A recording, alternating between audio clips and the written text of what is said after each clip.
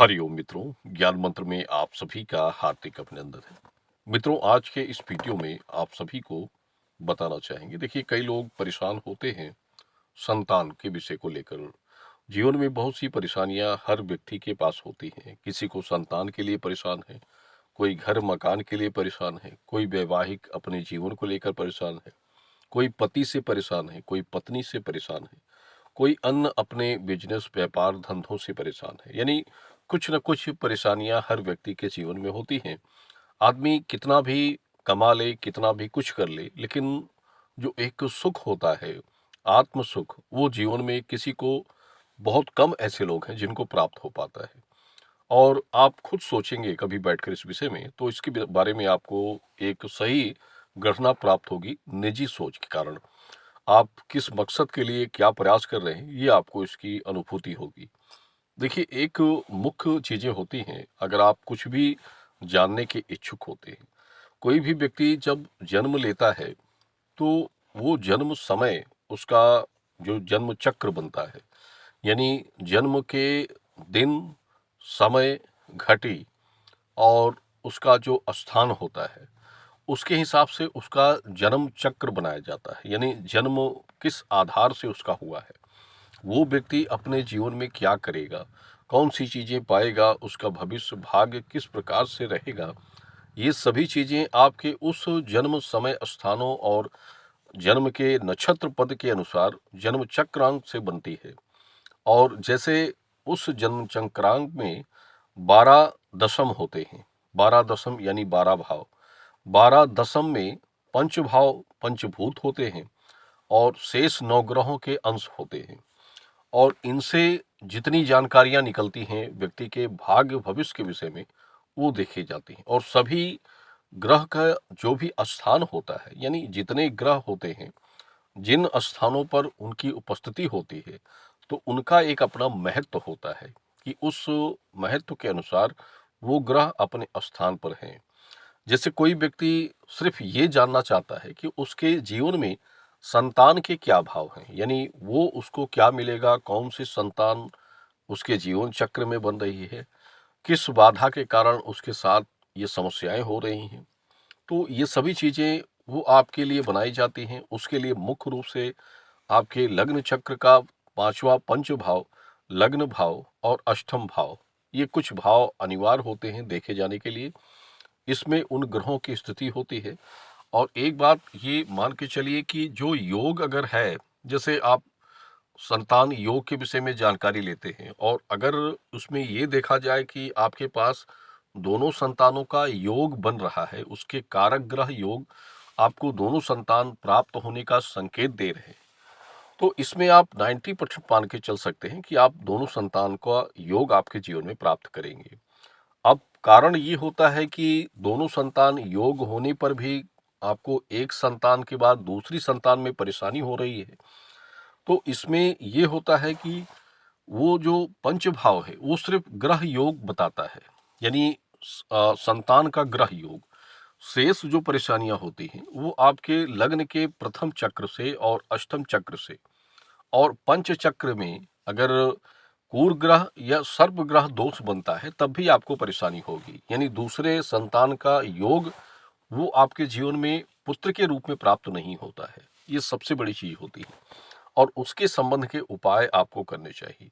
देखिए, हमने अभी तक बहुत से लोगों को जानकारी वैसे भी व्यक्तिगत रूप से दी है और हमने प्रायः ये देखा है कि जैसे उस संबंध का उपाय अगर आप करते हैं, और सबसे पहले तो ये जरूरी होता है कि योग देखा जाए कि योग आपका बन रहा है या नहीं बन रहा है।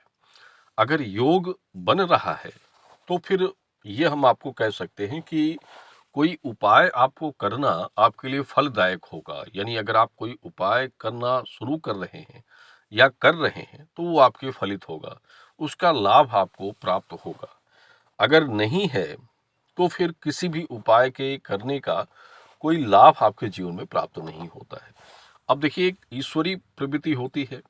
अगर किसी के साथ ईश्वरी प्रवृत्ति प्राप्त हो जाए, तो वो अलग चीज होती है। लेकिन जहां तक पंचग्रह और पंचदोष ग्रहों की बात की जाए, तो उसके अनुसार तो ये कहना संभव नहीं होता है कि आप अगर आपको कन्या हो गई है और आगे आप दूसरे संतान के विषय में सोच रहे हैं तो वो आपको मिल जाएगी, ये थोड़ा संशय का विषय बन जाता है। लेकिन अगर योग दोनों के हैं तो वो आपको प्राप्त होगा और उसके लिए विचार करने की आवश्यकताएं होती हैं। हमने अपने अभी अभी तक के जो फलादेश है, जो जानकारियां लोगों को दी हैं, तो उसके आधार पर जो तत्व सामने आते हैं तो उसका एक उदाहरण हम आपको जरूर बताते हैं, क्योंकि जो अपना एक तजुर्बा बनता है वो हम चाहते हैं कि हम कुछ लोगों को बताएं, जिससे उनकी जो एक भ्रम चक्र होता है। देखिए, सबसे कुछ लोगों के अंदर भ्रम जाल, भ्रम चक्र होता है, असमंजस जिसे कहते हैं, संशय, कंफ्यूजन, ये चीजें साथ में उनके चलती हैं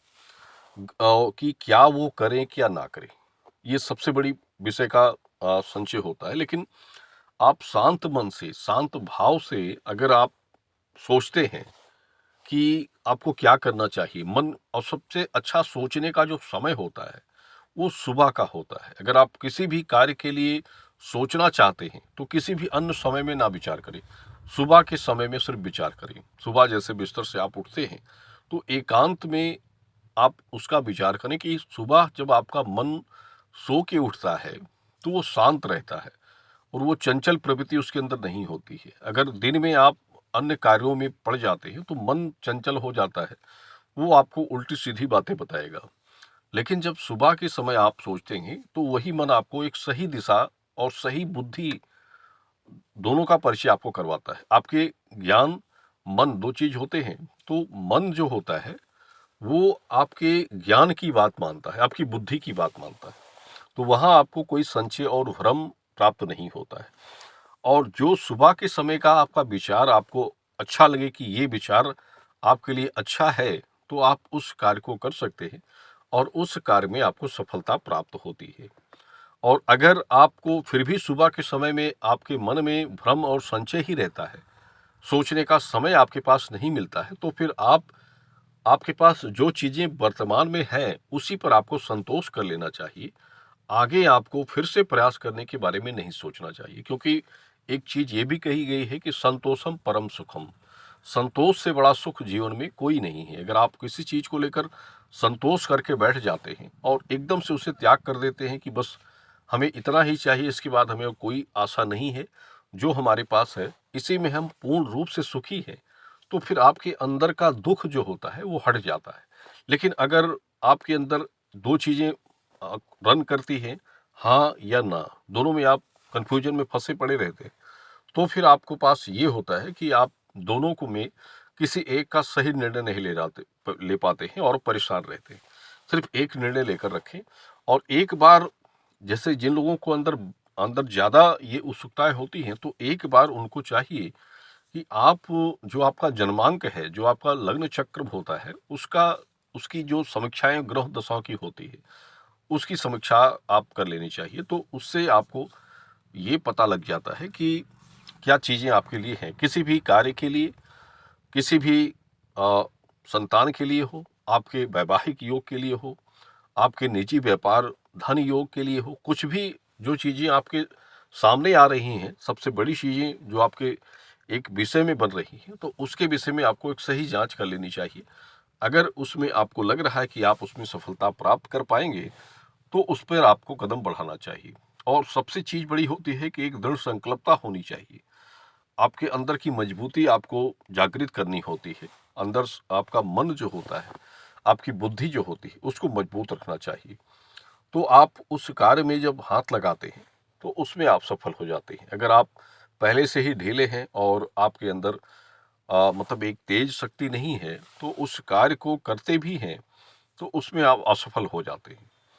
तो ये हमारा एक नैतिक जो अनुभव है वो आपको हमने बताया है। और जिनको भी हमने प्रायः लोग हमें सूचना देते हैं, जो उनको लाभ प्राप्त होता है, सूचनाएं हमें भी प्राप्त होती हैं, तो उस सूचना के अनुसार हम ये मतलब अपना एक गणित बनाते हैं कि हमने उसको क्या बताया था और उसने क्या किया, इसकी पूछताछ, इसकी जानकारी भी हम करते हैं और वो उसके लिए क्या सही निकला, तो अपना एक रिजल्ट प्राप्त होता है और वो हम आपको बताते हैं।